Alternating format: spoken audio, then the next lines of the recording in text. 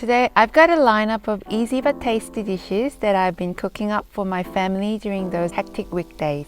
Whether you need some inspiration for your dinner ideas or you're just someone craving delicious homemade meals, you are in for a treat. Let's get right into it. For Kimchi Jjigae or Kimchi Stew, let me heat neutral oil and sear my pork scotch fillet along with a few ginger slices. Kimchi Jjigae is a staple in Korean households, perfect for using up that slightly sour kimchi or just satisfying that craving for something hearty and comforting. Then I add kimchi, sliced onions, a cup of water, and half a cup of kimchi water.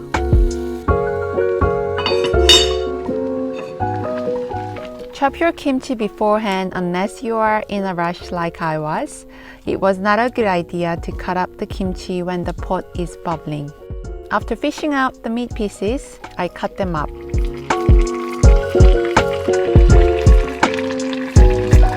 I add Saeujeot, Korean salted shrimp, for the extra depth of flavor.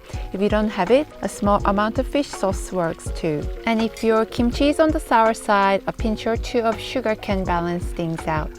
I let it simmer on low-medium for 15 to 20 minutes until the kimchi is well cooked. Taste as you go and adjust with more water or kimchi water at this point. Finish it off with chili flakes and sliced spring onions.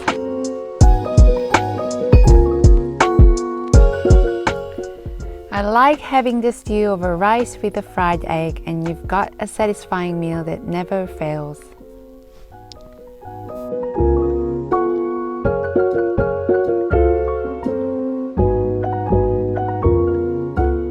The next day I made the famous rice cooker curry, which I tried it for the first time using this S&B Japanese curry mix. I threw in 3 tomatoes, 3 onions, 2 carrots, which I cut into large pieces, and chopped beef. Then I added the curry mix on top.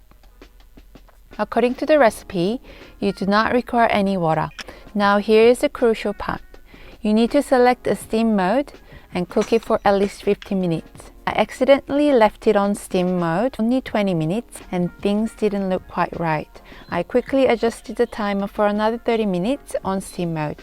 This time everything cooked beautifully, but I felt it needed liquid. So I added some boiled water until it reached the consistency I liked.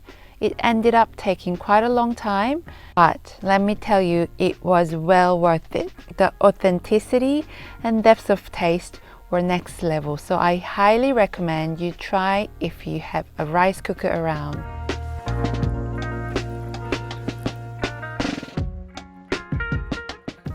Beet soup is one of my favorite, and it is a light dinner option. Let me walk you through how I make it. I start by chopping up potatoes and an onion.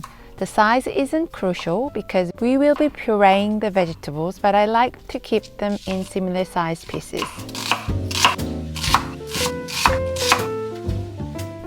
Now the beetroots are peeled and chopped up. Wear disposable gloves to avoid staining your hands if you want. I spray my chopping board with oil before tackling the beets.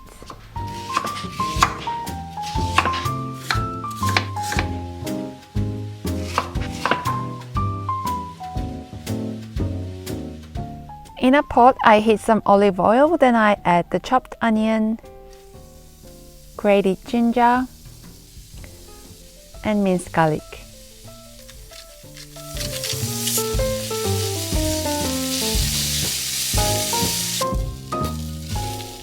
Next, I add the potatoes and beets, followed by 2 cups of vegetable stock and 2 cups of water.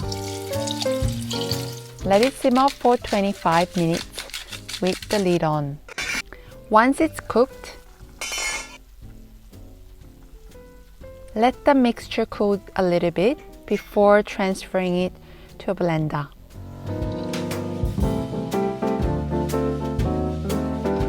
Blend until smooth.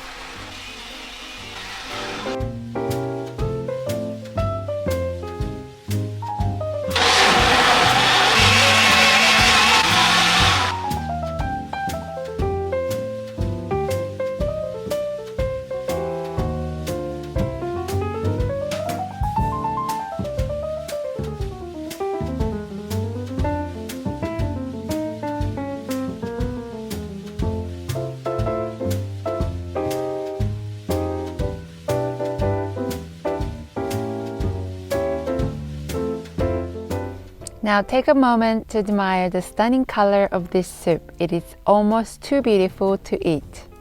But trust me, the taste lives up to the visual appeal. It's like a happiness boost in every spoonful. For my version of traditional Korean home meal, I start by steaming quarter of a green cabbage, which I will use for cabbage sam, literally meaning cabbage wraps. The steaming process takes about 10 minutes, resulting in a soft and translucent cabbage with a slightly sweet and chewy texture. I pair the cabbage with rice and a dipping sauce, which consists of chopped green onions, soy sauce, water, chili flakes, minced garlic, sesame oil, and sesame seeds. Moving on to my braised tofu, I prepare a firm tofu sliced and seasoned with salt.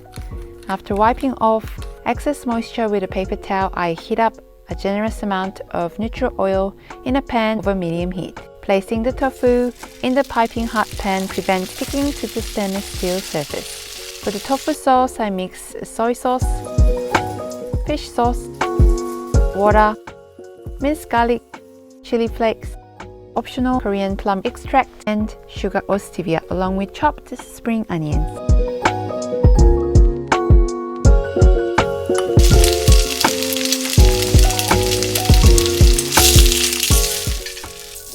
My pan is too hot, so I cool down the pan first and then add the sauce over the tofu squares, keeping the heat low.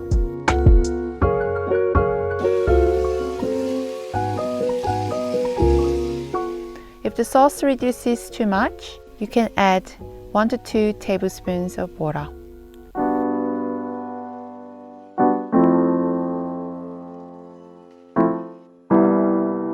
There you have it, a glimpse into my weekday cooking inspirations. If you enjoyed this week's What I Cooked in a Week episode, please consider subscribing if you haven't already. Until next time, keep cooking!